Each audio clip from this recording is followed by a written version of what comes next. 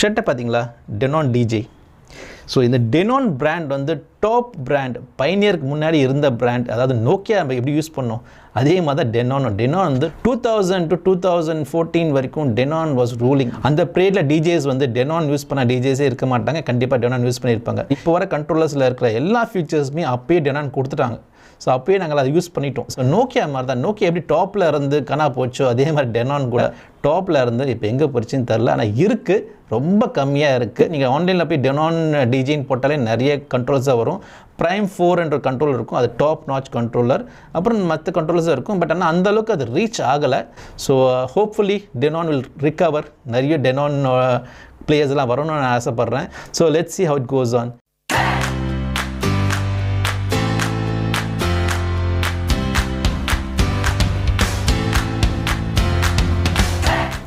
Hello friends, welcome to VM DJ academy, Chennai's best DJ and music production academy.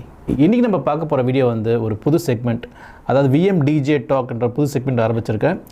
இந்த செக்மெண்ட்டில் என்னென்னா DJ topic பற்றி பேச போகிறேன். பிகினர் டிஜேக்கு பற்றி நிறைய டவுட்ஸ் இருக்கும், நிறைய விஷயங்கள் டிஜேங்க பற்றி தெரியாத விஷயங்களை நான் வந்து சொல்ல போகிறேன். ஸோ இது வந்து பிகினர் டிஜேக்கு ரொம்ப யூஸ்ஃபுல்லாக இருக்கும்.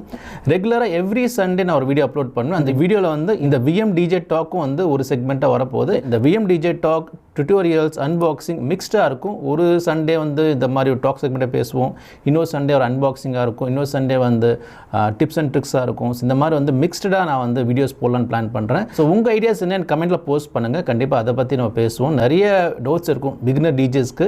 இன்னைக்கு கண்டென்ட் பார்த்தீங்கன்னா club DJ with freelance DJs. So என்ன வித்தியாசம் நான் சொல்கிறேன். ஸோ வீடியோ ஃபுல்லாக பாருங்கள், ஸ்கிப் பண்ணாதீங்க. இன்னும் நீங்கள் சப்ஸ்கிரைப் பண்ணாமல் பார்க்குறீங்கன்னா கண்டிப்பாக சப்ஸ்கிரைப் பண்ணுவீங்க, அந்த பெல் ஐக்கான் கிளிக் பண்ணுங்கள். அப்போ தான் என்னோட வீடியோஸ் எல்லாம் உங்களுக்கு நோட்டிஃபிகேஷனாக வந்துடும். எல்லா வீடியோஸுமே நீங்கள் மிஸ் பண்ணாமல் பார்க்கலாம். ஃப்ரெண்ட்ஸ், உங்களுக்கும் ப்ரொஃபஷனல் டிஜே நினச்சினா விஎம் டிஜே ஜாயின் பண்ணுங்கள். டிஸ்கிரிப்ஷன் லிங்க் கொடுத்துருக்கேன், அதை கிளிக் பண்ணி டீடைல்ஸ் கலெக்ட் பண்ணிக்கலாம். அப்படி இல்லைனா கால் பண்ணி டீடைல்ஸ் கலெக்ட் பண்ணிக்கலாம். ஓகே, உங்களுக்கும் டிஜேயிங் பற்றி ஏதாவது டவுட்ஸ் இந்த கமெண்ட்டில் போஸ்ட் பண்ணுங்கள். அப்கமிங் வீடியோஸில் வந்து அந்த டாபிக் பற்றியும் பேசுகிறேன்.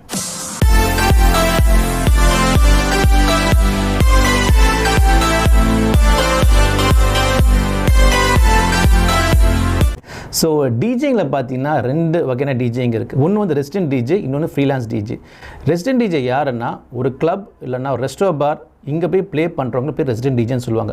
ஆக்சுவலி அவங்க வந்து ஒரு ஸ்டாஃப் மாதிரி இருப்பாங்க. எவ்ரிடே போய் ப்ளே பண்ணுறவங்க பேர் தான் ரெசிடென்ட் டிஜே. ஒரு ரெஸ்டோ பார்லையோ கிளப்லையோ வந்து அந்த டிஜே வந்து ரெகுலராக எம்ப்ளாயி மாதிரி எவ்ரி டே அவங்க போகணும். ஏதோ ஒரு டே வந்து ஆஃப் கொடுப்பாங்க. ரெகுலராக வந்து 9 to 5 ஜாப் மாதிரி தான். இது வந்து 6 to 2 ஏர்லி மார்னிங் ஜாபாக இருக்கும்.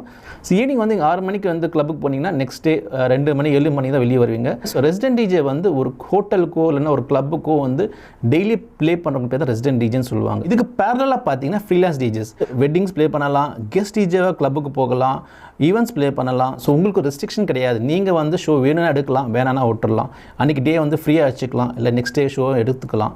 இதுதான் freelancer DJs. So resident DJ நம்ம பண்ண முடியாது, அவர் டெய்லி போய் தான் ஆகணும். அந்த டிஜே இல்லைன்னா அந்த கிளப்பில் இல்லை ரெஸ்டோ பாரில் மியூசிக் ப்ளே பண்ண ஆள் இருக்க மாட்டாங்க. ஸோ ஒரு பர்சன் எப்படி வேலைக்கு போகிறாங்களோ 9 to 5 ஜாப் போகிறாங்களோ அதே மாதிரி டிஜே வந்து கண்டிப்பாக 6 மணிக்கு அங்கே இருக்கணும்.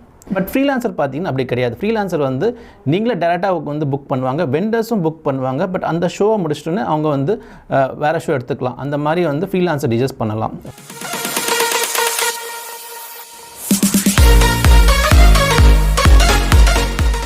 ஸோ டைமிங்ஸ் என்ன வித்தியாசம் பார்ப்போம். 6 to 2 மினிமம்.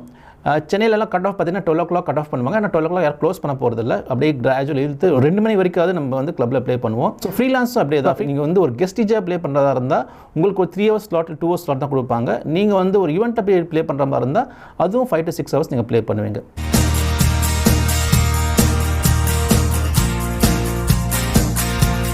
ரெசிடென்ட் டிஜேஸ் வந்து மியூசிக்கை எவ்ரிடே ரீஃப்ரெஷ் பண்ணணும். இன்றைக்கி ப்ளே பண்ண மியூசிக் நாளைக்கு ப்ளே பண்ணக்கூடாது, நாளைக்கு புதுசாக இருக்கணும். இந்த ப்ளேலிஸ்ட்டை மாற்றலாம், ஆர்டர் மாற்றலாம், இல்லை நியூ சாங்ஸ் கொண்டு வரலாம். எவ்ரிடே ரீஃப்ரெஷ் பண்ணால் தான் அந்த டிஜேக்கு வந்து நேம் கிடைக்கும். ஒரு கிளப்பில் பார்த்தீங்கன்னா அவங்க டிஃப்ரெண்ட் செட்ஸ் வச்சுப்பாங்க. 7 நாள்னா 7 செட்டு டிஃப்ரெண்ட்டாக இருக்கும். ஒரு நாள் ஒரு செட்டை மாற்றி மாற்றி ப்ளே பண்ணாங்க. அதாவது மியூசிக் ப்ளேலிஸ்ட் சொல்கிறேன், அந்த ப்ளேலிஸ்ட்டை வந்து மாற்றி மாற்றி அவங்க ப்ளே பண்ணுவாங்க. ஸோ அந்த மாதிரி தான் வந்து ரெசிடென்ட் டிஜே ப்ளே பண்ணுவாங்க. ஃப்ரீலான்சர் அப்படி கிடையாது. ஒரு 2-3 பிளேலிஸ்ட் தான் வச்சுருப்பாங்க. அந்த 2-3 பிளேலிஸ்ட் ரிப்பீட் பண்ணிட்டே இருப்பாங்க. ஏன்னா வந்து ஒரு தடவை வந்து ஒரு கிளப்புக்கு போவாங்க, இன்னொரு தடவை வந்து வேறு கிளப்புக்கு போவாங்க. ஸோ அவங்க வந்து ஃப்ரீலான்ஸ் டிஜே கெஸ்ட் டிஜே போயிட்டு இருப்பாங்க. ஸோ அதனால் வந்து அவங்க மியூசிக் வந்து கொஞ்சம் ரிஃப்ரெஷ் பண்ணாலே போதும், எல்லா பாட்டும் ரிஃப்ரெஷ் பண்ண அவசியம் இல்லை. ஸோ அவங்க ஸ்டைல் வந்து அப்படியே மெயின்டைன் பண்ணுவாங்க. ஆனால் ரெசிடென்ட் டிஜே அப்படி கிடையாது. எவ்ரி டே ரீஃப்ரெஷ் பண்ணணும், எவ்ரி டே சாங் செலெக்ஷனை மாற்றணும், நிறைய விஷயங்கள் ரெசிடென்ட் டிஜே பண்ணணும்.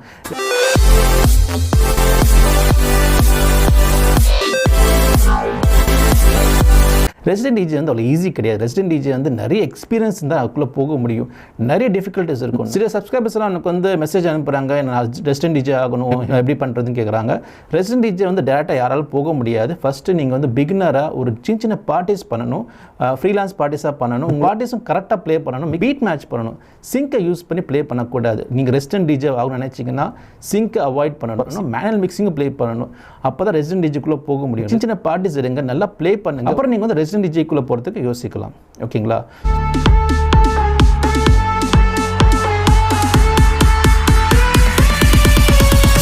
ஸோ ரெசிடென்ட் டிஜேக்கு பார்த்தீங்கன்னா ஏதாவது ஒரு வீக் டே ஆஃப் வரும், வீக்கெண்ட் கண்டிப்பாக அங்கே இருந்து ஆகணும். லீவ் வந்து அந்த ஹோட்டல்னா அந்த ரெஸ்டாரண்ட் பாரில் வந்து ஓனர் சொல்லுவார், இந்த டே நீ லீவ் எடுக்கணும்ன்ட்டு. Most of weekdays dry days தான் கொடுப்பாங்க. டியூஸ்டே, வெனஸ்டே, சம்டைம்ஸ் மண்டே, இந்த மாதிரி ஒரு ட்ரை டேஸ் தான் அவங்களுக்கு கொடுப்பாங்க. ஆனால் டியூஸ்டே தான் ரொம்ப ட்ரை டேவாக இருக்கும். நிறைய டிஜேஸ் வந்து டியூஸ்டே தான் லீவே வந்து கொடுப்பாங்க. நீங்கள் இதெல்லாம் வந்து நீங்கள் ஸ்டார்டிங்கில் சைன் பண்ணுவீங்க ஒரு கான்ட்ராக்ட், அதெல்லாம் மென்ஷன் பண்ணியிருப்பாங்க. பட் ஃப்ரீலான்ஸ் டிஜேக்கு அப்படி கிடையாது. உங்களுக்கு தேவையான இருந்தால் ஷோ எடுக்கலாம், உங்களுக்கு தேவையில்லை, உங்களுக்கு ஏதாவது இம்பார்ட்டன்ட் ஒர்க் இருந்துச்சுன்னா அந்த ஷோ எடுக்காமே இருக்கலாம். ஸோ அது ஒரு அட்வான்டேஜ் ஃப்ரீலான்சர் டிஜேல.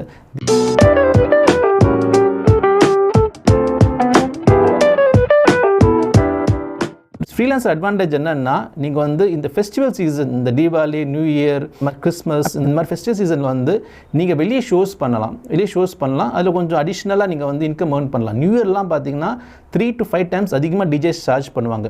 ஆனால் ரெசிடென்ட் டிஜே வந்து அந்த மாதிரி சார்ஜ் பண்ண முடியாது. ரெசிடென்ட் டிஜே சேலரி தான் உங்களுக்கு. ஸோ அதனால் நியூ இயர் ப்ளே பண்ணாலும் ஒன்று தான், நார்மல் டேஸ்க்கு உங்களுக்கு ப்ளே பண்ணாலும் ஒன்று தான்.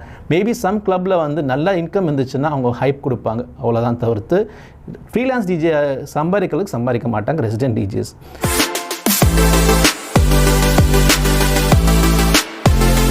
ஸோ ரெசிடென்ட் டிஜேஸ்க்கும் ஃப்ரீலான்ஸ் டிஜேக்கும் இன்னொரு மெயின் இம்பார்ட்டன்ட் ஒரு ரீசன் இருக்குது. என்னன்னா, ரெசிடென்ட் டிஜேல பார்த்தீங்கன்னா நேம், ஃபேம், கான்டாக்ட்ஸ். ஸோ என்ன நேம், ஃபேம், கான்டாக்ட் சொல்கிறேன்னா, உங்கள் பேர் வந்து இந்த டிஜே ஒரு ஷார்ட் டைம் டிஜே நேம் வச்சுருப்பீங்க, நல்லா ப்ளே பண்ணிங்கன்னா எல்லாருக்குமே அந்த டிஜே யாருன்னு தெரியும். ஃபேம், கிளப்லேயே பார்த்தீங்கன்னா நிறைய போஸ்டர்ஸ் வந்து ரிலீஸ் பண்ணுவாங்க, ஃபேஸ்புக்கில், ட்விட்டர்லையும், வாட்ஸ்அப்லையும் சரி. உங்கள் ஃபோட்டோ போட்டு அந்த போஸ்டர்ஸ் எல்லாம் ரிலீஸ் பண்ணுவாங்க. யார் இன்றைக்கி ப்ளே பண்ண போகிறா, இன்றைக்கி எந்த ரெசிடென்ட் டிஜே, என்ன நேம், என்ன ஒரு ஸ்டைல் ஆஃப் மியூசிக் ப்ளே பண்ண போகிறாங்கன்றதை போஸ்டர்ஸ் ரிலீஸ் பண்ணுவாங்க. அதெல்லாம் வந்து ஃபேமில் வரும். மூணாவது பார்த்தீங்கன்னா கான்டாக்ட்ஸ், நிறைய கான்டாக்ட்ஸ் கிடைக்கும், அதை வந்து யூஸ் பண்ணிக்கலாம். ஓகே, இது ரெசிடென்ட் டிஜேக்கு. ஃப்ரீலான்ஸ் டிஜேக்கு பார்த்தீங்கன்னா மணி, ஃப்ரீடம், கான்டாக்ட்ஸ். ஏன் மணி நான் சொல்கிறேன்னா, நீங்கள் வந்து ஒரு ரெசிடென்ட் டிஜேவாக வேலை செய்யும்போது ஒரு குறிப்பிட்ட சேலரி தான் வரும். ஆனால் ஃப்ரீலான்ஸர்லாம் நீங்கள் ப்ளே பண்ணும்போது நிறைய சம்பாதிக்கலாம், நிறைய ஷோஸ் பண்ணலாம். சில டைம் ஷோஸே எல்லாமே இருக்கலாம். ஸோ ரெண்டுமே அங்கே இருக்குது. சடனாக பார்த்தீங்கன்னா ஒரு பெரிய பெரிய ஷோஸ்லாம் வந்து வரும், அதெல்லாம் பார்த்தீங்கன்னா நீங்கள் நிறைய இன்கம் பார்த்துருவீங்க. ஆனால் ரெசிடென்ட் டிஜேக்கு அப்படி கிடையாது. அவங்களுக்கு சேலரி பேஸ்ட் எவ்ரி மந்த் ஒரு சேலரி மாதிரி வந்துடும். அதுக்கு மேலே வந்து அங்கே மணி பார்க்க முடியாது, ஒரு குறிப்பிட்ட அமௌண்ட் தான் வரும்.